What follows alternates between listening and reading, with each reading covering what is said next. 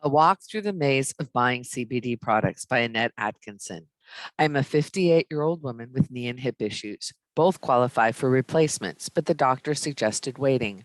Why, I asked. You're too young, he answered. Living in constant pain and eating ibuprofen like candy, I certainly didn't feel young.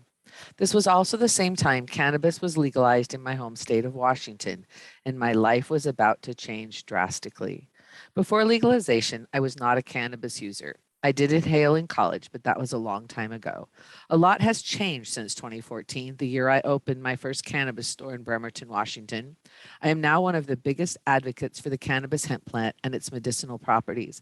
I've been studying this plant for about 8 years and have learned a few things I would like to share. What is CBD and why all the hype? It's a big topic. Let's dive in and start with basic understanding of some vocabulary words. Hemp and marijuana are both species of cannabis and may contain CBD. Simply put, hemp is another name for cannabis and often used in referring to the plant for its industrial purposes. When used for medicinal, religious, or recreational reasons, the plant is referred to as cannabis. The government provides an arbitrary distinction between hemp and cannabis, the amount of THC in the plant. If the plant contains more than 0.03% THC, it is considered cannabis or marijuana.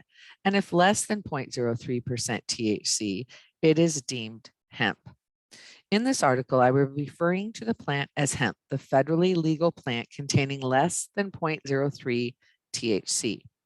Hemp plants are composed of many compounds, two of which are cannabidiol, CBD, the focus of this article, and tetrahydrocannabinol, THC, the well-known compound associated with the high often felt. Other compounds found in the plant, terpenes, flavonoids, lipids, together have a synergistic effect on our body known as the entourage effect, a term coined by the now famous Israeli professor Raphael Mechoulam. Professor Mechoulam, affectionately known as the godfather of cannabis research, has been studying the medicinal benefits of cannabis since 1964 and is credited with numerous treatment breakthroughs. I was lucky enough to hear him speak. What a thrill. If you wish to learn more about the professor and his research, watch the short film, The Scientist. It is fun and educational, and not to be confused with the horror movie of the same name. Compounds may be kept intact and used as whole plant medicine or isolated and used as a single compound medicine. There are three categories of CBD products: isolate, broad spectrum, or full spectrum.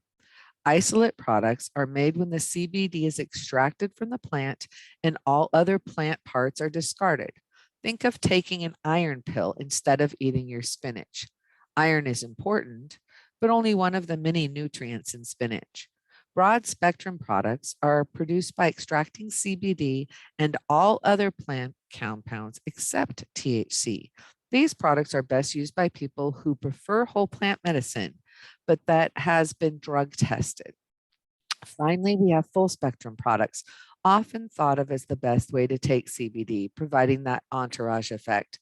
This type of product maintains the plant's integrity and contains all compounds the plant grew.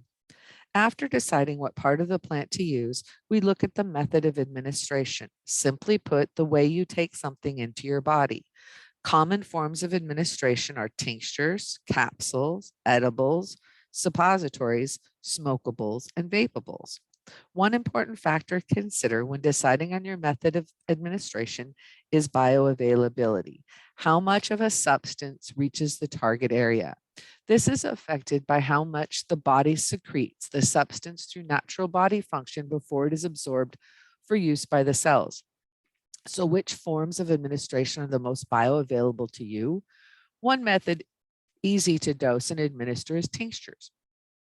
Tinctures are an oil that you place under your tongue. They work sublingually, providing fast and greater absorption than many other options. Personally, I am not a fan of the oil under my tongue and therefore choose a less bioavailable method of administration, capsules. I just swallow one a day along with my other vitamins. Capsules, along with tinctures, are readily available for purchase in most states and can be found on the internet.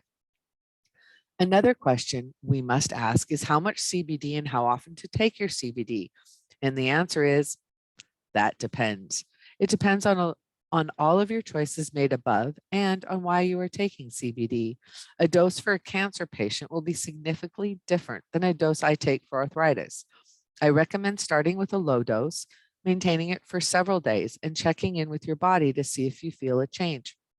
If not, continue to slowly increase the dose until you find your optimal serving. So we understand bioavailability, have decided the portion of the plant to use, selected a method of administration and dosing. Now what? CBD is sold everywhere from gas stations to Hallmark. The most important question in choosing where to purchase is, do you trust the supplier? CBD is an unregulated market and lacks quality controls or safety.